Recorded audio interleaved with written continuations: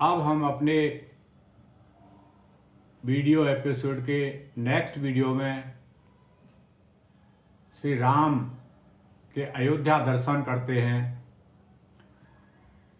कैकई देश के राजकुमार रानी कैकई के भाई भरत शत्रुघ्न को उन्हें नाना के बुलावे पर उनकी ननिहाल कैकई देश ले जाते हैं। वह दोनों कुछ दिन अपने नाना के यहाँ नाना के कहने पर वहीं रुक जाते हैं। दशरथ को महर्षि विश्वामित्र जी की एक बात याद आती है। अयोध्या से विदाई के समय महर्षि विश्वामित्र ने राजा दशरथ से कहा था, जब मनुष्य सभी उत्तरदायित्वों से मुक्त हो जाए और पुत्र युवा और योग्य हो जाए तो उसे गृहस्थ जीवन त्याग कर वानप्रस्थ के लिए चले जाना चाहिए।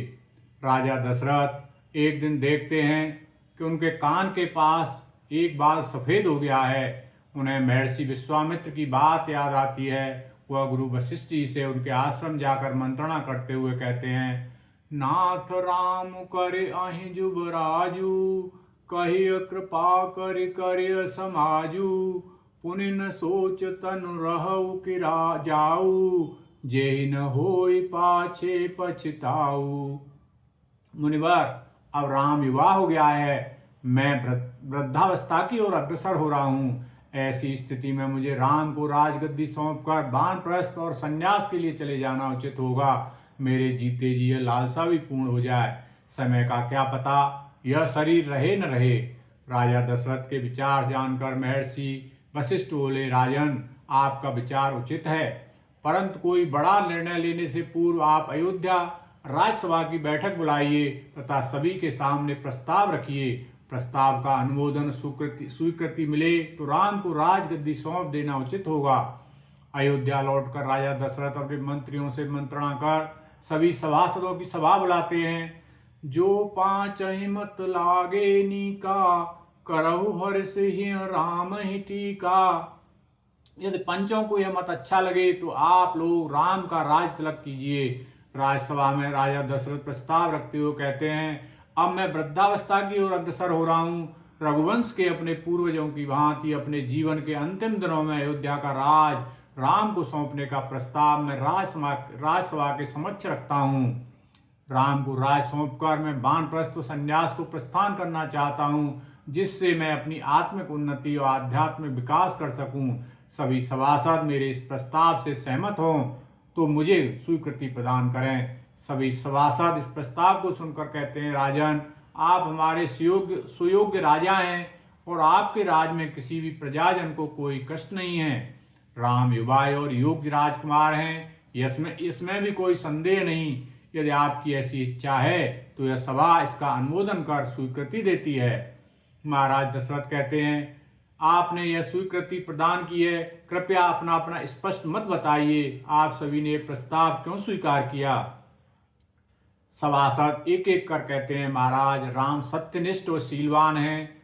उनका हृदय कोमल दयालु है। उन्हें शस्त्र विद्या का भली प्रकार से ज्ञान है। सभी प्रजाजनों के प्रिय हैं। संपूर्ण प्रजा उनमें आपकी छवि देखती है। उनके अंदर राजा होने के सभी गुण हैं।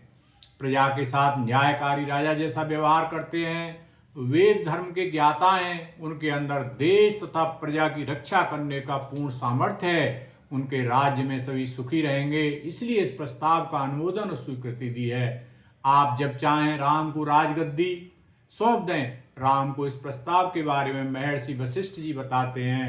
राम आपको अयोध्या का राज सौंपने का प्रस्ताव सभी सभासदों ने स्वीकृत किया है।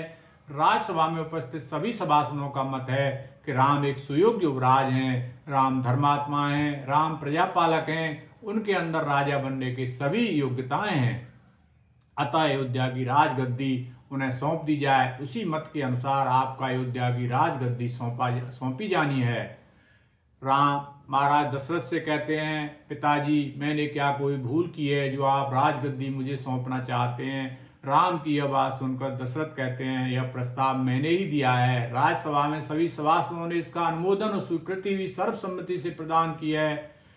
पिता की बात सुनकर राम कहते हैं, आपकी कीर्ति तीनों लोकों में फैली हुई है। यह कैसे उचित है कि एक सुयोग्य राजा के होते हुए कोई राज्य किसी अन्य को सौंप दिया जाए।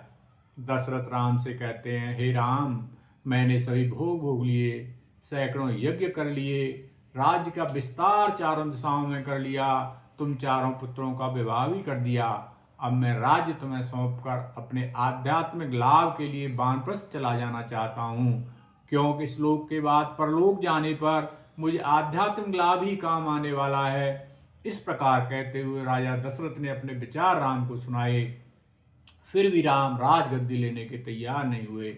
गुरु वशिष्ठ राम को समझाते हुए कहते हैं, राम, आत्मा से परमात्मा को जोड़ने का काम सभी मनुष्यों को करना चाहिए, अतः तुम पिता का मोह छोड़कर उन्हें अपनी आध्यात्मिक उन्नति और विकास के लिए अपने अगले जीवन को सुधारने का अवसर लेने दो, उन्हें वानप्रस्थ और संन्यास के लिए जाने दो।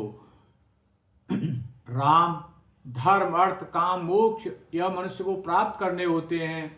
वीर पुरुष धर्म, अर्थ, काम का कार्य पूर्ण करने के बाद मोक्ष प्राप्ति के लिए आध्यात्मिक उन्नति करना चाहते हैं। इसलिए यह आवश्यक है महाराज दशरथ को राजकाज से मुक्त किया जाए, जिससे वह अपने अगले जन्म के लिए आध्यात्मिक लाभ प्राप्त कर सकें। मेरे अनुभव और ज्ञान के आधार पर महाराज दशरथ ठीक ही कह रहे हैं। दशरथ कहते हैं, राम, यह प्रस्ताव तुम स्वीकार करो, मेरी विनती भी है और मेरी आज्ञा भी है।